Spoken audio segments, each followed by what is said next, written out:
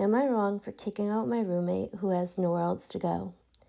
My roommate, Jake, 26, male, moved in last year after losing his previous apartment. Initially, things were fine, but it quickly became clear he wasn't interested in contributing fairly. Jake lost his job shortly after moving in and made minimal attempts to find employment. Instead, he spent his days gaming, leaving the house a mess, and eating food he didn't buy.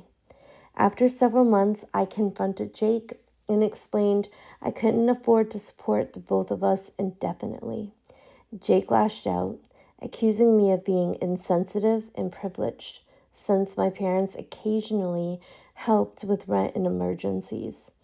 He argued he had nowhere else to go, but I stood firm and gave him a month to leave. Update 1.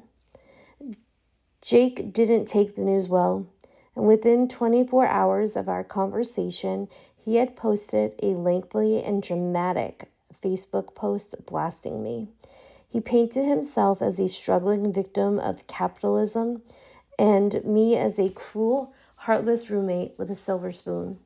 He included half-truths and flat-out lies, even twisting some screenshots of our messages to make it seem like I bullied him.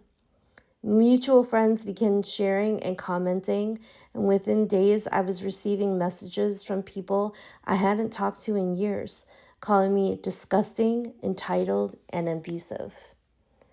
I tried to ignore it at first, thinking it would blow over, but then Jake started making TikToks. One of them went viral, like seriously viral.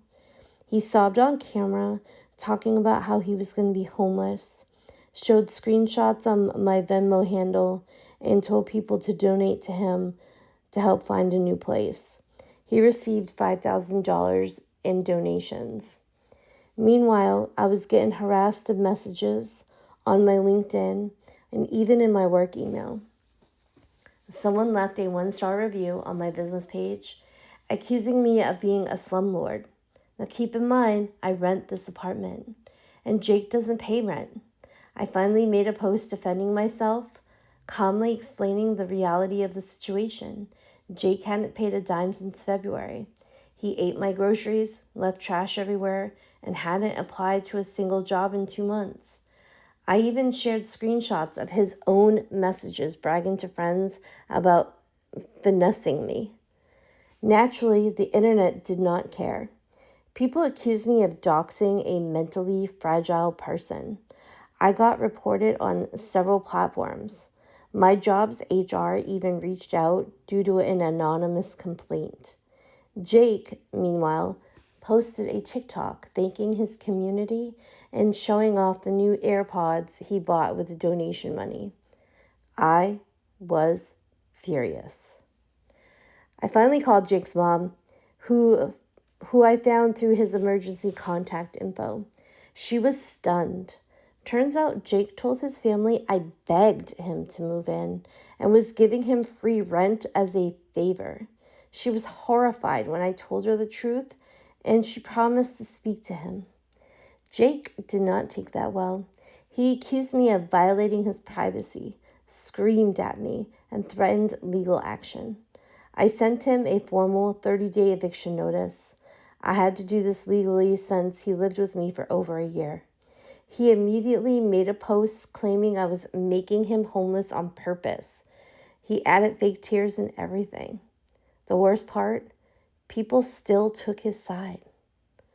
Update 2. The situation somehow got worse. Jake found a new level of pettiness. He printed out his TikTok comments and taped them all over our apartment, on the fridge, the bathroom, and even inside the microwave.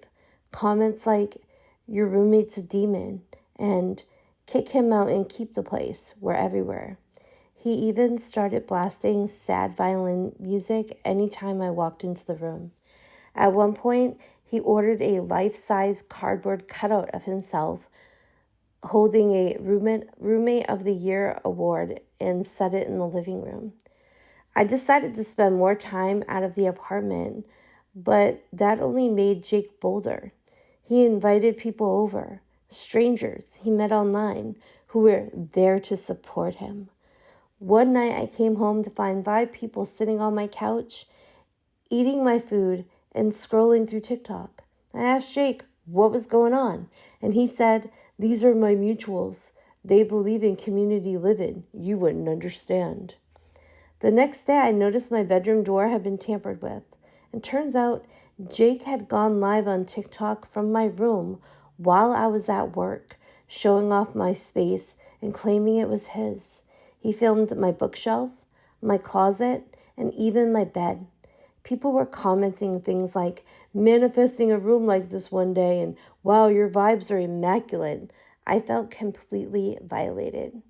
I confronted him, and he just shrugged and said, "It's all content, bro. No one got hurt." That was it. I filed a formal eviction through my local courthouse. I provided evidence, screenshots, videos, witness statements from friends who had seen the chaos. Jake didn't show up to the court date. Instead, he made a TikTok titled, "Capitalism Wins Again," and cried in his car while asking for more donations. I won the case. Jake had 14 days to leave, and that's when the sabotage began. My router was mysteriously reset every night. My shampoo was replaced with mayonnaise, and someone signed me up for a dozen MLMs using my real name and number. One day I found a dead fish in the freezer that I never bought. My car got egged. The security camera caught Jake doing it in a ski mask. Even after all of this, he refused to leave. I had to bring in a sheriff to physically remove him. On his way out, he looked at me and said, "You're going to regret this. TikTok remembers." I came back to a trash department. He poured glitter into the air vents, left milk under the floorboards, and wrote "rat" in lipstick on my bathroom mirror. I had to deep clean everything and replace the carpets. The kicker, he made one final TikTok titled "Kicked Out for Existing." It got 2.7 million views. People in the comments said I was the villain and Jake was the main character. At this point, I'm wondering if I should just burn the whole place down and start over. Update 3. It's been 2 weeks since Jake was finally removed by the sheriff, and I thought that would be the end of it. Silly me. If anything, it was just intermission before the encore of insanity. First, I received a cease and desist letter. Well, kind of. It was printed on pink printer paper, misspelled in at least a dozen places, and allegedly written by Jake's legal team. Spoiler, it was Jake. His idea of legal stationery was Lisa Frank folder with a unicorn on it. The letter accused me of defamation, harassment, emotional distress, and get this, ruining his influencer career. Naturally, I laughed until I saw Jake's latest content. He created an entire miniseries titled I Lived with a Psychopath, complete with dramatized reenactments, a fake therapist, and him in the bathrobe eating ice cream like a scorned woman in a Lifetime movie. One episode ends with him whispering into the camera, "He had knives in the kitchen. Do the math." I nearly choked on my cereal, but it worked. Jake started gaining traction again. His follower account skyrocketed, and so many people, believed him. I became the villain in his warped saga. Someone even started a change.org petition to get me banned from housing apps, whatever the hell that means. Then came the physical mail. I kid you not, I began receiving glitter bombs, expired coupons, and fan mail addressed to Jake, thanking him for surviving my abuse. Someone sent me a bag of potatoes with "Free Jake" written in Sharpie on each potato. My mailbox was declared a biohazard by the HOA. The final straw came when I discovered Jake had made merch with my face badly photoshopped on the Grinch's body, flipping off a cartoon apartment complex. The tagline, "Pay rent or get bent." He sold over 1,200. I had to file a takedown through Etsy. His defense, it's parody, bro. I'm protected by satire. At this point, I was mentally and emotionally wrecked. I tried going private on social media, but people just found me again. Someone posted a clip of me leaving the gym with the caption, "The villain in his natural habitat." I got recognized at grocery store. A woman threw a banana at me and yelled, "Justice for Jake!" I'm still confused about the banana. But here's where the twist happens. Jake's massive ego became his downfall. Turns out he faked everything. The donations, never used for rent.